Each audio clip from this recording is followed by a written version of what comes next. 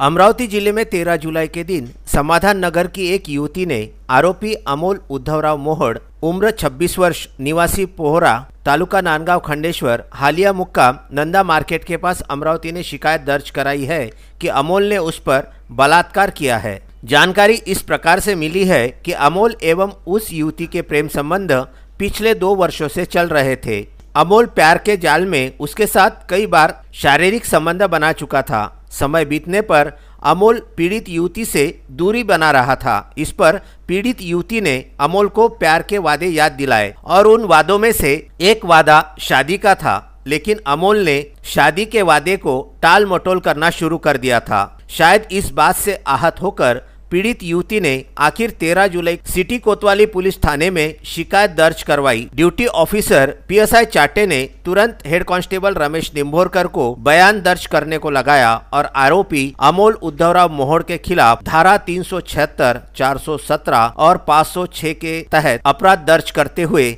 आरोपी को अमरावती के निवास स्थान से गिरफ्तार किया और उससे मेडिकल जांच हेतु रवाना किया। आगे इस घटना के संदर्भ में पीएसआई प्राजक्ता धावड़े मामले की जांच कर रही है। कोरोना वायरस के हाहाकार के बीच में जहां बीते समय में बडनेरा कोरोना का हॉटस्पॉट बना हुआ था और उस हॉटस्पॉट पर नियंत्रण करने हेतु बीते दिनों बडनेरा शहर में जनता कर्फ्यू भी लगाया गया था, लेकिन बीते सप्ताह के आखिरी दिन से सप्ताह के पहले दिन तक बडनेरा के विभिन्न क्षेत्रों में 22 नए कोरोना संक्रमित मरीज मिले, जिसके चलते बडनेरा शहर वासियों के पसीने छूटने लगे हैं। जिस प्रकार से बडनेरा शहर के पवन नगर में एक ही परिवार के 7 कोरोना संक्रमित मरीज मिले हैं और इस मरीज के संपर्क में आने वाले और भी दूसरे मरीज पवन नगर सहित संभाजी नगर के भी है। ये मरीज सब्जी का व्यवसाय करने वाला था और इसके संपर्क में बाहर के नागरिकों सहित परिवार के भी सदस्य आ गए। साथ ही बडनेरा शहर के दूसरे छोर पर माताफैल में भी उसी प्रकार से कोरोना अपना कोराम मचा रहा है। माताफैल में एक जिला परिषद कर्मचारी कोरोना संक्रमित पाया गया, तो वहीं दूसरा एमआईडीसी क्षेत्र में काम करने वाला मजदूर था तथा बाकी शेष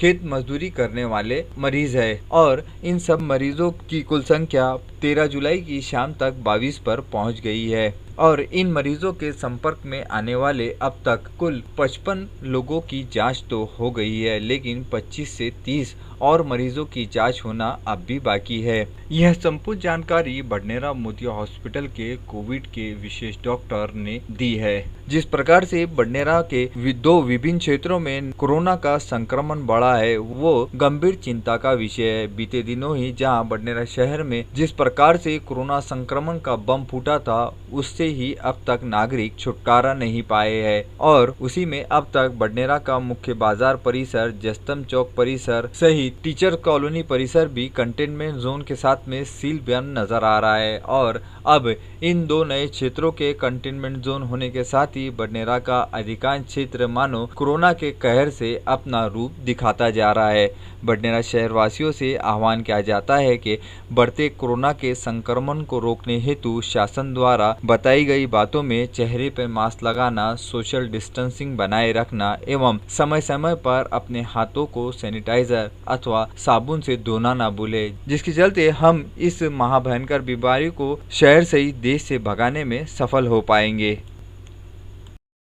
कायदा एवं सुव्यवस्था और अवैध धंधों पर नियंत्रण रखने की जवाबदारी पुलिस प्रशासन की होती है। इसी कड़ी में अमरावती जिले के अंजनगांव तहसील में एक पुलिस कर्मचारी को वर्ली मटके के काले धंधे में लिप्त होने के चलते उसे निलंबित किया गया है। इस घटना के संदर्भ में जानकारी इस प्रकार से मिली है कि पुलिस सिपाही के अवैध वर्ली मटके के धंधे में लिप्त होने के चलते ये खबर वरिष्ठों तक पहुंची, तो विशेष पथक ने पुलिस सिपाही विजय घुले के घर पर रेड की। रेड में विजय घुले के पास से मोबाइल एवं वर्ली मटके की डायरी आदि सामान मिले, जिसके चलते उसे तुरंत हिरासत में लिया गया तथा उसके खिलाफ अपराध भी दर्ज किया गया। अपराध दर्ज करने के पश्चात आखिर ग्रामीण पुलिस अधीक्षक डॉक्टर हरि बालाजी ने उसे सेवा से निलंबित भी कर दिया। ये घटना की जानकारी जैसे ही पुलिस खेमे में पहुंची तो मानो पुलिस खेमे में हलचल सी मच गई थी और साथ ही इस कार्रवाई के चलते अमरावती जिले के अवैध धंधे वालों में हड़कंप सा मचा हुआ है। अमरावती शहर के कल्याण नगर में 13 जुलाई को मनोहर कळसकर के सुपुत्र आशीष कळसकर का विवाह गणेशराव माथुरकर की सुपुत्री रानी के साथ में संपन्न हुआ। लेकिन यह विवाह अमरावती जिला सहित समस्त महाराष्ट्र वासियों के लिए एक मिसाल कायम कर गया। इस विवाह की खास बात ये थी कि कोरोना महामारी के इस दौर में जहां सोशल डिस्टेंसिंग से लेके सभी बातों को ध्यान में रखकर ये विवाह तो किया गया, लेकिन इस विवाह में दूल्हे आशीष कळसकर ने सभी रिश्तेदारों को फोन करके अपने विवाह के संबंध में सूचना दी और अंत में ये कहा कि मेरे विवाह में किसी भी प्रकार की सप्रेम भेंट न देकर आप अपना नेत्रदान करने हेतु संकल्प ले।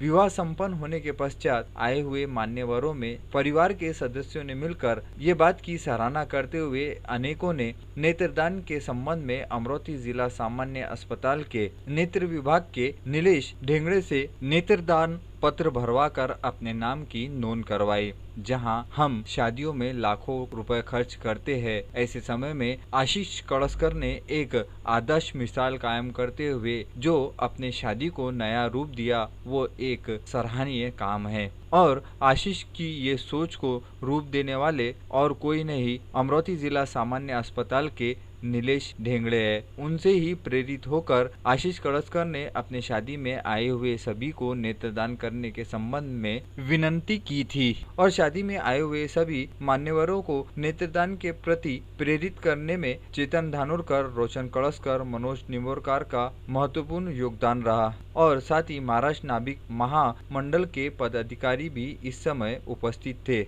आशीष ने अपनी शादी में ये जो नई एक परंपरा शुरू की है, यदि सभी हम सामान्य नागरिक से लेकर प्रतिष्ठित नागरिक इसी प्रकार से सामाजिक दायित्वों को निभाते हुए यदि नेत्रदान करना शुरू करें तो हमारे नेत्रदान से कहीं देश के ऐसे गर्जू उज्जवल भविष्य वाले जो दुनिया नहीं देख रहे हैं, वो अब दुनिया भी देख पाएंगे। माझं नाव राणी गणेशराव माथुरकर, राहणार कल्याण नगर, गल्ली नंबर 9। माझं नाव आशिष मनोहरराव कळसकर, राहणार दसून नगर, न्यू कॉलनी। आमचा आज विवाह संपन्न होत आहे। आजच्या या कोरोना महामारीच्या काळात आज आम्ही साध्या पद्धतीने आणि सरळ पद्धतीने विवाह आमचा संपन्न केला।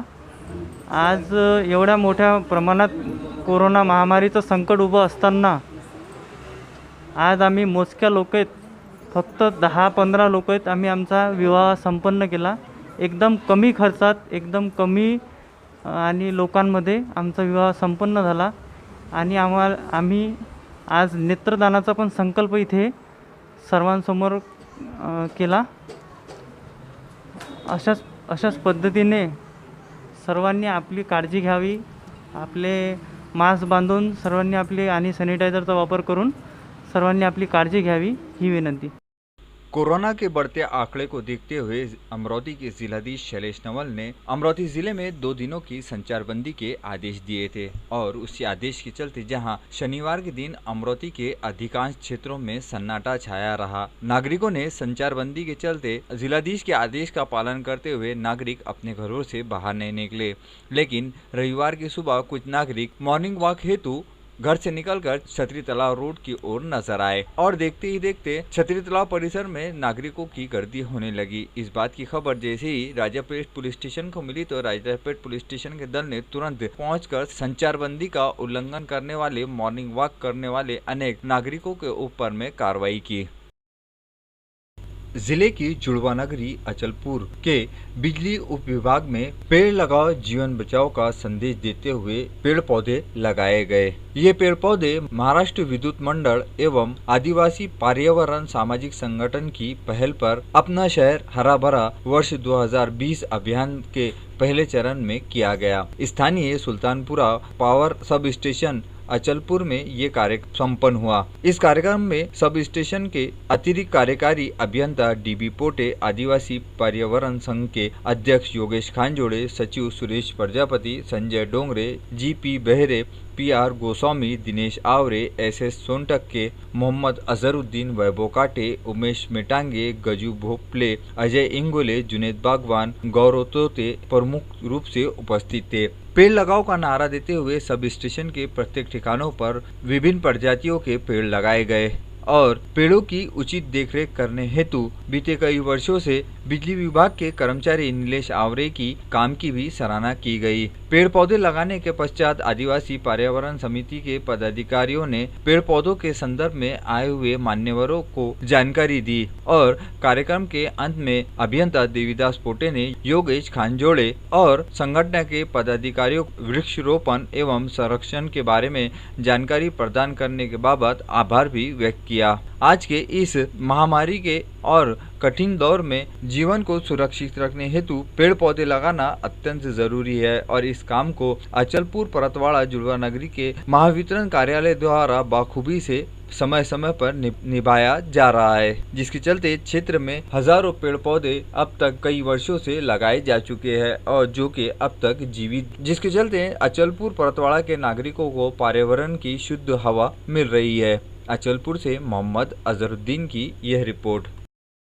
अमरोही जिले में कोरोना का कोहराम थमने का नाम ही नहीं ले रहा। बीते शनिवार से मानो कोरोना ने संपूर्ण अमरोही जिले में हाहाकार मचा रखा है। जिस रफ्तार से रोजाना कोरोना संक्रमित मरीज मिल रहे हैं वो एक चिंता का विषय है, जिसके चलते अमरोही जिला वासियों की भी धड़कनें अब तेज होती हुई नजर आ रही है। रविवार तक अमरोही जिले में कोरोना संक्रमित मरीजों का आंकड़ा 914 पे पहुंच चुका था, लेकिन सप्ताह का पहला दिन सोमवार की शुरुआत होते ही सुबह ही अमरोही शहर वासियों की धड़कनें और बढ़ गई, जब 31 नए कोरोना संक्रमित मरीजों की रिपोर्टें जिला शल्य चिकित्सक कार्यालय से प्राप्त हुई। दोपहर का समय बीतने के पश्चात फिर से 16 नए कोरोना संक्रमित मरीजों की रिपोर्टें और आई। उसके बाद में रात के आखिरी दौर में फिर से जिला शल्य चिकित्सक कार्यालय से नए और 18 कोरोना संक्रमित मरीजों की रिपोर्टें आई, जिसके चलते सोमवार की सुबह से लेकर शाम होने तक